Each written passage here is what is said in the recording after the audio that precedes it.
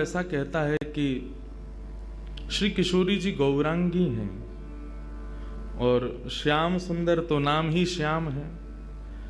तो श्रीमद् भागवत के जितने भी श्लोक हैं वो सब श्याम स्वरूप हैं, परंतु इन श्लोकों को दर्शन करने के लिए जो श्वेत पृष्ठ हैं वो किशोरी जी हैं। संपूर्ण श्रीमद् भागवत का जो पृष्ठ है, जो पन्ना है, वो श्वेत है, मानो वो किशोरी जी का रूप है, और उस पर अंकित जो श्लोक हैं वो श्याम वर्ण के हैं, वो कृष्ण हैं।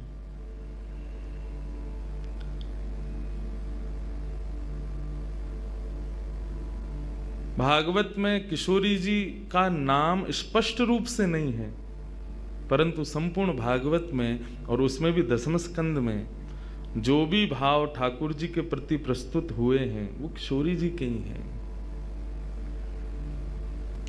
ऐसी हमारी श्यामाजू किशोरी जी, उनके मधुर भाव को श्रवणार्थ कहने के लिए हम आप सब लोग बैठे हैं। ये हमारा परम सौभाग्य है। कहाँ से शुरू करें, कहाँ पर जाएं, कुछ समझ में अभी भी आ नहीं रहा है। जन्म से शुरू करें, किसी लीला से शुरू करें, किसी भाव से शुरू करें। सब भाव आनंदमय हैं।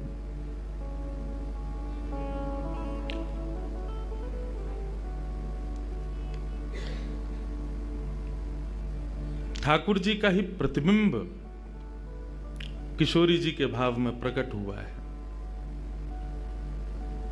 वो बात अलग है कि हम विनोद भाव से, हम आनंद भाव से एक दूसरे के बड़ाई करने में, एक दूसरे को श्रेष्ठ बताने में लगे रहते हैं। किशोरी जी बड़ी हैं, हम कहेंगे श्याम सुंदर बड़े हैं, वो कहेंगे। अब हम वृंदावन वाले, हम जय श्री कृष्ण बोलते हैं, और वृंदावन में दोनों भाव हैं, जय श्री कृष्ण भी है, राधे राधे भी है। वो बरसाने जाएंगे तो वहां जय श्री कृष्ण बोलो तो ये वो गारी काई को दे रहे हो, राधे राधे बोलो।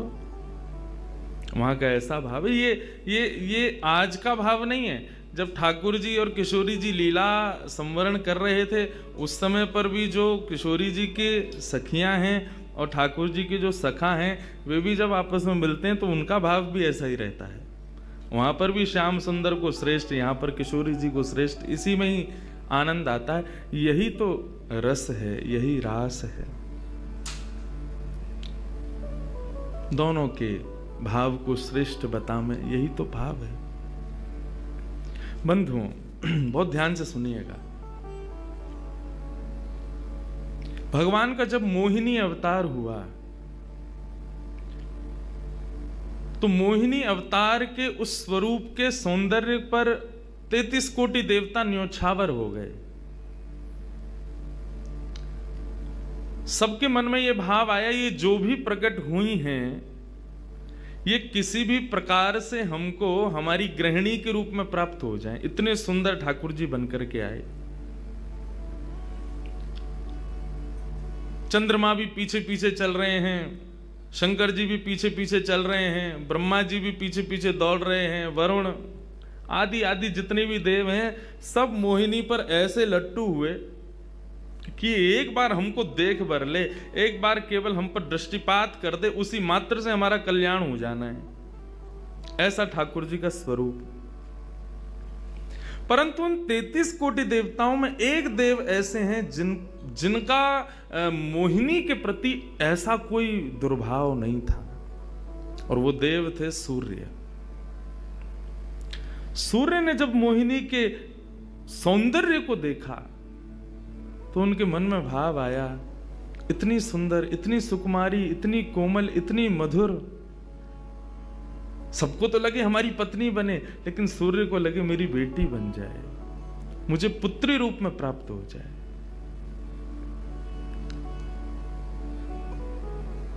जब सूर्य के हृदय में यह भावना उत्पन्न हुई तो मोहिनी ने कटाक्ष नेत्रों से सूर्य की ओर देखा, बाकी किसी को देख ही नहीं रही है, और देख करके केवल ठाकुर जी ने उनको इशारा किया। बोले तो आपकी ऐसी इच्छा है? सूर्य बोले जी भगवान, मेरी बहुत अभिलाषा है कि आप पुत्री रूप में मेरे यहां पधारो। ठाकुर जी बोले इतना साधारण नहीं है हमको प्राप्त करना, पुत्र रूप में प्राप्त करना फिर भी साधारण होगा, लेकिन पुत्री भाव में ये तो असाधारण है। इसके लिए आपको तप करना पड़ेगा। सूर्य बोले मैं आज से ही तप करूंगा, लेकिन आप वचन दो मेरे यहां पधारोगे और इसी रूप में पधारोगे। मोहिनी ने कहा यदि मैं तुम्हारे भजन से प्रसन्न हुई, यदि तुम्हारी भक्ति में, तुम्हारे प्रेम में प्रबलता हुई, मोहिनी 33 कोटि देवताओं को मोहित करती है, लेकिन तुम्हारे भजन के प्रभाव से मैं जब तुम्हारे यहां अवतरित होंगी तो मोहिनी को भी मोहित करने वाला रूप धारण करके आऊंगी। मोहिनी जिसने तीनों लोगों को अपने रूप पर न्योछावर कर दिया, वो मोहिनी भी जिस रूप को देख करके मोहित हो जाए, वो रूप आएगा आपके यहां पर। वही सूर्य वृषभानु जी के रूप में प्रकट हुए हैं। और जब वृषभानु जी के रूप में प्रकट हुए, उससे पहले एक राजा के रूप में भी आए थे, तब भी इन्होंने तपस्या की थी, लेकिन ठाकुर जी नहीं पधारे। जब वृषभानु के रूप में प्रकट हुए तो इन्होंने ठाकुर जी का यजन करना बंद कर दिया, ब्रह्मा जी का यजन प्रारंभ किया। ब्रह्मा जी से प्रार्थना की। ब्रह्मा जी प्रकट हुए, बोले क्या वरदान चाहिए? बोले वरदान आपसे नहीं चाहिए, वरदान हमको किसी ने कहा था कि वे हमारे यहाँ पुत्री रूप धारण करके आएंगे, मुझे लग रहा है वो कहीं भूल नहीं गए हो। इसलिए ब्रह्मा जी आप बहुत करीब हो ठाकुर जी के, आप उनको जाकर के संकेत करो कि कोई आश में बैठा उनकी में। जब से मोहिनी स्वरूप देखा तब से हम पागल हुए फिर रहे हैं। 33 कोटि देवताओं के मन में यही आता है कब प्रकट होंगी दोबारा। कृपा करो, आप प्रार्थना करो कि वो पधारें। ब्रह्मा जी बोले आपके भजन में इतनी सामर्थ्य है कि ठाकुर जी मना नहीं कर सकते। बोले तो फिर मुझे विश्वास के लिए कुछ तो कह करके जाओ। ब्रह्मा जी बोले मेरी जिम्मेवारी बन जाए, इसलिए चलो। That's 10 fun rainy day activities in the city. Where is that? List the places mentioned in this video and save it as a note.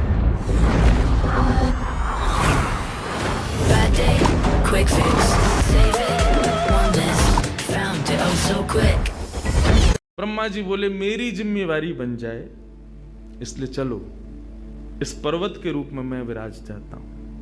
और बरसाना पर्वत के रूप में श्री ब्रह्मा जी विराज गए। ठाकुर जी आएंगे, मैं जिम्मेवारी लेता हूं, इसलिए मैं ही पर्वत बन के बैठा हूं। ब्रह्मा जी ने जाकर के प्रार्थना की। ठाकुर जी बोले मैं तो सच में ही भूल गया था कि मुझे जाना है। बोले भगवान वो बहुत प्रतीक्षा कर रहे हैं आपकी।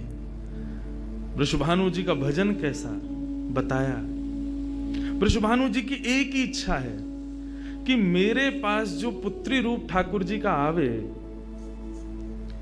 ठाकुर जी मोहिनी बनकर के आए तो 33 कोटि देवताओं के हृदय में ठाकुर जी के प्रति वात्सल्य भाव प्रकट नहीं हुआ, प्रेम भाव प्रकट नहीं हुआ, कुछ और ही भाव था उन देवताओं का। वृषभानु जी कह रहे हैं कि मैं ऐसी पुत्री पाना चाहता हूं जिसको देख करके काम नष्ट हो जाए, काम का भी मर्दन हो जाए, सामने वाले के हृदय में एक दिव्य प्रेम प्रकट हो, निष्काम प्रेम, अनकंडीशनल लव किसे कहते हैं, इसका प्रसाद पूरी दुनिया को देने वाली ऐसी पुत्री मेरे घर पधारे।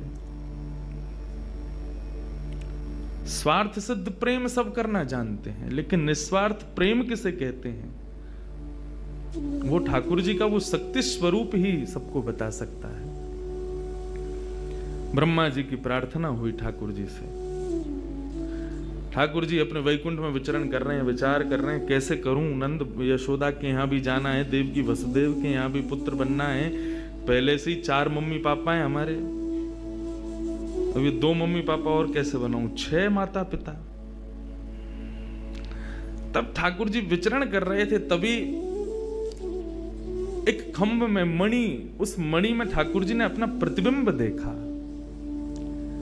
ठाकुर जी अपना प्रतिबिंब नहीं देखते, क्यों? बहुत कम देखते हैं। जब श्रृंगार आरती होती लाल जी की तभी इनको प्रतिबिंब दिखाते हैं, और उस प्रतिबिंब में भी इतने इतराते हैं महाराज, उसमें भी स्वयं को देख करके खुश हो जाते हैं, वाह मैं कितना प्यारा लग रहा हूं। अपना प्रतिबिंब ठाकुर जी इसलिए नहीं देखते क्योंकि स्वयं ठाकुर जी मोहित हो जाते हैं खुद ही पर। जैसे ही ठाकुर जी ने स्वयं का प्रतिबिंब देखा, प्रतिबिंब देख के आगे बढ़े, लेकिन ठाकुर जी मन में विचार करने लगे मुझे सबके स्वभाव प्रिय हैं, लेकिन अपना यदि देखूं तो अपना प्रतिबिंब बहुत प्रिय है। जब स्वयं को देखता हूं प्रतिबिंब में तो ऐसा लगता है कि मानो जो सबको मोहित कर रहा है वो स्वयं को जब देखे तो खुद भी मोहित हो रहा है, क्योंकि प्रतिबिंब कभी झूठ नहीं बोलता। प्रतिबिंब का ये स्वभाव है, आप जैसे हो वैसा आपको दिखाता है। ठाकुर जी ने जब प्रतिबिंब देखा, अपने उस प्रतिबिंब स्वरूप को ठाकुर जी ने स्थिर कर दिया, और स्थिर करके अब तो ठाकुर जी लाए महाराज लक्ष्मी जी की पूरी पेटिका लेकर के आए श्रृंगार की, और अपने प्रतिबिंब स्वरूप को ही उन्होंने श्रृंगार करना प्रारंभ किया। किशोरी जी के श्रृंगार का इतना भाव बताते हैं, किशोरी जी की नथ बेसर ऐसी, किशोरी जी के कान के कुंडल ऐसे, किशोरी जी के पांव की महावर ऐसी, क्यों ना हो, क्योंकि श्याम सुंदर ने श्रृंगार किया है। किशोरी जी का जो स्वरूप है वो ठाकुर जी ने उसका श्रृंगार किया है। नारायण बैठे महाराज सिंहासन लगा करके अपने प्रतिबिंब का ही श्रृंगार कर रहे हैं। मोर पीछ हटाया, मुकुट उतार के दूर रखा, घुंघराले केशों को खोल दिया, नेत्रों में सुंदर सुंदर छोटा छोटा काजल लगाया, माथे पर एक सुंदर बिंदिया लगाई है, होठों पर निर्मल लालिमा लगाई है, गले में हार पहनाया, सर्वांगीण श्रृंगार किया, और लक्ष्मी जी की चुनरी ला करके जैसे शीश पर से चढ़ा करके ठाकुर जी ने थोड़ा सा जो श्याम रंग है उसको जैसे ही गौर वर्ण किया, वैकुंठ के उस प्रतिबिंब में से मानो जैसे सूर्य चंद्र का एकाकार रूप प्रकट हो गया हो, इतना तेज पुंज प्रकट हो गया कि ठाकुर जी भी अपने नेत्रों को छुपाने लगे। थोड़ी देर नेत्रों को बंद करने के बाद जब बड़ी धीरे से ठाकुर जी ने जब अपने प्रतिबिंब की ओर देखा तो किशोरी जी का दिव्य स्वरूप वहां प्रकट हो गया। ठाकुर जी ने दंडवत किया, पहले प्रणाम, हे श्याम सुंदर, आपने ही मेरो निर्माण कियो है, आपने ही मुझको प्रकट कियो है। क्या भाव है? ठाकुर जी बोले कोई भाव नहीं है, केवल मोहिनी भाव से 33 कोट देवता मोहित हुए थे, लेकिन मैं मोहित नहीं हो पाया था, इसलिए तब से मैं भी तड़प रहा था कि मुझे भी कोई मोहित करे, उस मोहिनी को भी मोहित कोई करे। वो स्वरूप आज प्रकट हुआ है। धर्म की स्थापना हुई, ज्ञान की स्थापना हुई, भक्ति की स्थापना हुई, वैराग्य की स्थापना हुई, लेकिन अंततो गत्वा इस संसार का सार जो प्रेम है उसकी स्थापना नहीं हुई है। उसके लिए आपका अवतार धारण करना अति आवश्यक है। आप मेरी शक्ति हैं, आप मेरी आत्मा हैं। पूरा विश्व और पूरे विश्व की दिव्य चेतना किसकी प्राप्ति के लिए दौड़ रही है? कि आत्मा एक दिन परमात्मा में मिल जाएगी, लेकिन उस परमात्मा में आत्मा जो विद्यमान है वही तो किशोरी जी हैं। उस आत्मा की परमात्मा की जो आत्मा है वही तो श्री राधा जी हैं। लोग उनके रूप को नहीं समझ पाते। आजकल के यंगस्टर्स, आजकल के युवा उनको बहुत विचित्र रूप में दर्शन करते हैं कि कृष्ण राधा कौन है, बोले कि they are just like some love words. ऐसा नहीं है। आप उनको सीमित उस अवस्था में, और माफ कीजिएगा यदि किसी प्रवचनकर्ता की कथा सुनने के बाद भी आप उनको वहीं तक सीमित मान रहे हो ना, दोष आपको नहीं, प्रवचन करने वाले को लगेगा कि तुम किशोरी जी के इसी रूप को स्थापित कर पाए। इसीलिए कथाओं में ज्यादा किशोरी जी का प्रसंग ना हम कहते हैं ना उसका स्पर्श करते हैं। स्पर्श करने पहले से भी 100 बार सोचते हैं। यहां आने से पहले भी मुझे कई आचार्यों ने संपर्क किया कि वहां आप किस विषय को लेकर के जाएंगे, आप गर्ग संहिता पर कहेंगे या किशोरी जी के किस भाव को वहां पर प्रस्तुत करने वाले हैं। मैंने कहा देखो, हम बस बोलेंगे जो निकल जाए मुंह से, जिसका जो भाव ठाकुर जी स्वीकार कर लें बस, लेकिन भाव ये रखेंगे ठाकुर जी विराज गए हैं कि कोई अनधिकारी इस भाव को सुनकर के अपने मन में कोई दुर्भाव ना प्रकट करे। ब्रजवासी बहुत डरते हैं किशोरी जी के भाव को कहने में, क्योंकि जब सामने वाले से प्रत्युत्तर के रूप में कुछ विलग ही सुनने को मिलता है तो बहुत कष्ट होता है हृदय को कि तुमने किशोरी जी को क्या समझा, वो क्या है और तुमने उनके किस रूप को जाना। वो ठाकुर जी का ही प्रतिबिंब स्वरूप है, ठाकुर जी का ही आत्मा स्वरूप है। और एक बात कहूं, प्रतिबिंब से और आत्मा से प्रेम किया जा सकता है, ब्याह नहीं किया जा सकता। क्योंकि प्रतिबिंब और आत्मा ये दोनों हमसे अलग नहीं है। ब्याह के लिए एक अलग व्यक्ति चाहिए, एक हमसे कोई अलग हो, हमसे कोई जुदा हो, दो लोग चाहिए तब ब्याह संपन्न होता है। लेकिन कृष्ण और राधा, इन दोनों में भेद है ही नहीं। किशोरी जी और ठाकुर जी में कभी भी कदापि कोई भेद नहीं है। बल्कि लीलाएं अभी सुनेंगे हम लोग, कभी कभी ठाकुर जी जब किशोरी जी का रूप धारण करते हैं तो किशोरी जी से ज्यादा